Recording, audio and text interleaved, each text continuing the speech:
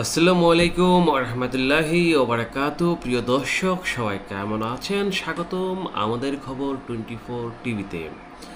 বন্ধুরা, এতদিন Russia Ukraine যুদ্ধ ছিল ইউরোপ কেন্দ্রিক, আর ইরান সংঘাত ছিল মধ্যপ্রাচ্য। কিন্তু এখন প্রশ্ন উঠেছে, দুই যুদ্ধ কি একই সুতোয় গাঁথা হয়েছে? ইউক্রেন কেন ইরানের একটি জাহাজে হামলা করলো? এর উত্তর জানতে হলে আমাদের কয়েক বছর পিছনে যেতে হবে। প্রথম কারণ, ইরান ও রাশিয়ার ঘনিষ্ঠ সম্পর্ক থাকার কারণে 2022 সালে যখন রাশিয়া ইউক্রেনের পূর্ণমাত্রা যুদ্ধ শুরু করার পর পশ্চিমা দেশগুলো অভিযোগ করেন ইরান রাশিয়াকে শাহেদ ড্রোন বিভিন্ন সামরিক সহায়তা দিচ্ছে। ইউক্রেনের দাবি, এসব ড্রোন তাদের শহর ও অবকাঠামোতে হামলায় ব্যবহৃত হয়েছিল। ইউক্রেনের দৃষ্টিতে তাই ইরান কেবল একটি নিরপেক্ষ দেশ নয়, বরং রাশিয়ার সামরিক অংশীদার, যার কারণে ইউক্রেন রাশিয়ার জাহাজে হামলা চালিয়েছে। দ্বিতীয় কারণ, কৌশলগত সরবরাহ লাইন। কাস্পিয়ান সাগর দীর্ঘদিন ধরে রাশিয়া ও ইরানের মধ্যে পণ্য, সামরিক সরঞ্জাম পরিবহনের গুরুত্বপূর্ণ পথ হিসাবে বিবেচিত হয়ে আসছে। ইউক্রেনের প্রেসিডেন্ট ভ্লাদিমির জেলেনস্কি দাবি করেন, হামলার লক্ষ্য ছিল সামরিক হামলা সামরিক মালামাল বহনকারী জাহাজকে লক্ষ্য করে হামলা চালিয়েছে ইউক্রেনে, এই রকম দাবি করেছে। আর তৃতীয় কারণ হচ্ছে আমেরিকার ভূমিকা। এখন প্রশ্ন, ইউক্রেন আমেরিকার হয়ে যুদ্ধ করেছে? বাস্তবতা হলো, যুক্তরাষ্ট্র ইউক্রেনকে দীর্ঘদিন ধরে অস্ত্র, গোয়েন্দা তথ্য এবং আর্থিক সহায়তা দিয়ে আসছে। তবে এই নির্দিষ্ট হামলার যুক্তরাষ্ট্রের নির্দেশনা রয়েছে কিনা এমন কোনো তথ্য প্রমাণ নিশ্চিত করা যায়নি এখনো পর্যন্ত।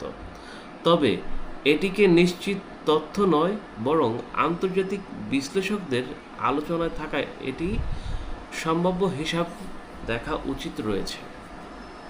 অথচ ইসরায়েলের প্রভাব, কিছু বিশ্লেষক মনে করেন ইসরায়েল ইরান চলমান বৈরিতার প্রেক্ষাপটে ইউক্রেনের এই হামলার উপর অতিরিক্ত চাপ তৈরি করতে পারে। তবে এই উদ্দেশ্য আনুষ্ঠানিকভাবে প্রমাণিত নয়।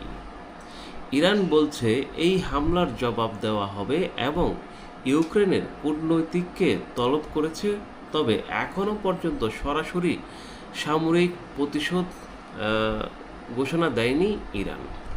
তো প্রিয় দর্শক, হঠাৎ করে কেন ইউক্রেন ইরানি জাহাজে হামলা করলো, আর কেনই বা তারা এই অবস্থা তৈরি করতে যাচ্ছে? যেই যুদ্ধটা ইউরোপ কেন্দ্রিক ছিল, সেই যুদ্ধটা এখন মধ্যপ্রাচ্যের সঙ্গে যুক্ত হওয়ার চেষ্টা করছে। তাহলে কি খুব শীঘ্রই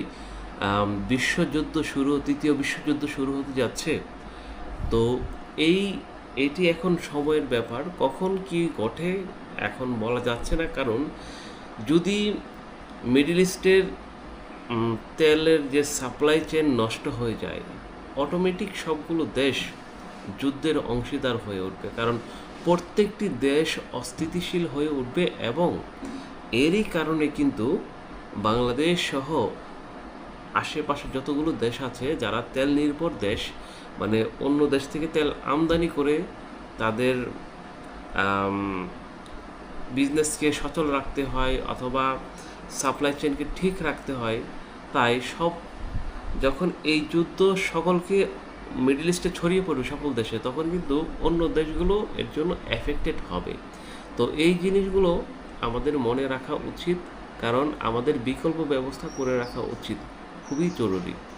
যদি রাশিয়া ইউক্রেন যুদ্ধ, মধ্যপ্রাচ্যের সংঘাত এবং কাস্পিয়ান অঞ্চলের উত্তেজনা একসঙ্গে জড়িয়ে যায়, তাহলে বিশ্বব্যাপী জ্বালানি সরবরাহ, বাণিজ্য এবং নিরাপত্তার পরিস্থিতিতে বড় প্রভাব পড়তে পারে। অনেক বিশ্লেষক এটিকে সংঘাত নয়, নতুন পর্যায়ে হিসাব করে দেখছেন। কারণ কোনো অঞ্চলে তেল উৎপাদন হয়, কোনো অঞ্চলে খাদ্য উৎপাদন হয়, কোনো অঞ্চলে র মেটেরিয়াল উৎপাদন করা হয়। কিন্তু যদি তেলের কারণে জাহাজ বন্ধ হয়ে যায় তাহলে কিন্তু বাংলাদেশ বা পাকিস্তান, নেপাল, শ্রীলঙ্কা, ভারত সহ অন্যান্য দেশ অনেক অনেক ক্ষতিগ্রস্ত হবে। এই ঘটনার পর সবচেয়ে বড় প্রশ্নটি তিনটি। এক, ইউক্রেন কি শুধু রাশিয়ার সরবরাহ ব্যবস্থা ভাঙতে চাচ্ছে, নাকি দ্বিতীয় প্রশ্ন হচ্ছে নাকি ইরানকে সরাসরি চাপের মুখে ফেলতে চাইছে। তৃতীয় প্রশ্ন হচ্ছে আর এই সংঘাত কি ভবিষ্যতে আরও বড় আঞ্চলিক ও বৈশ্বিক যুদ্ধের রূপ দিতে পারে।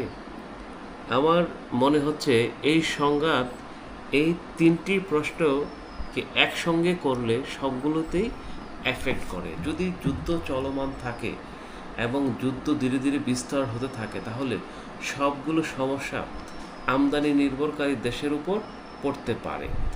এই প্রশ্নের উত্তরগুলো আগামী কয়েকদিন বা সপ্তাহের অনেক পরিষ্কার হয়ে যেতে পারে আসলে যুদ্ধ কোন দিকে যাচ্ছে। তো প্রিয় দর্শক, আপনার মূল্যবান মতামত অবশ্যই কমেন্টের মাধ্যমে জানাবেন। যদি আমাদের আলোচনা, আমাদের চিন্তা ভাবনা আপনার সঙ্গে মিলে অথবা পছন্দ হয় তাহলে অবশ্যই কিন্তু আমাদের চ্যানেলটিকে সাবস্ক্রাইব করবেন। আর ইউক্রেন রাশিয়ার যুদ্ধ এবং ইরান ইসরায়েল যুক্তরাষ্ট্রের যুদ্ধ, আবার পাশাপাশি সৌদি আরব হুদিদের যুদ্ধ, আসলে মূলত কোন দিকে যাচ্ছি আমরা এখনও স্পষ্ট আমরা যে ধারণা পাওয়া উচিত সেগুলো এখনও স্পষ্ট হচ্ছে না। যদি সবগুলো যুদ্ধ একই সুতোর মতে সংযুক্ত হয়ে যায় তাহলে পুরো বিশ্বের জন্য একটি ভয়ঙ্কর বিপদ বা অস্থিতিশীল পরিস্থিতি তৈরি হতে পারে। যারা যুদ্ধ করতে চায় না তাদেরকেও সেই যুদ্ধে অংশগ্রহণ করতে হবে। তার জন্য বিকল্প আর কোনো রাস্তা থাকবে না, কারণ সবার জ্বালানি প্রয়োজন। আর নবায়নযোগ্য জ্বালানি এখনও পৃথিবীতে যে সাপ্লাই চেইন ঠিক করার মতো অবস্থাতে নেই। তো প্রিয় দর্শক, সেই পর্যন্ত আপনারা ভালো থাকবেন, সুস্থ থাকবেন। আর আমাদের খবর 24 টিভিতে সবসময় নতুন নতুন খবর পেতে চ্যানেলটিকে সাবস্ক্রাইব করে রাখবেন। আল্লাহ হাফেজ, দেখা হবে নতুন আরেকটি ভিডিও নিয়ে।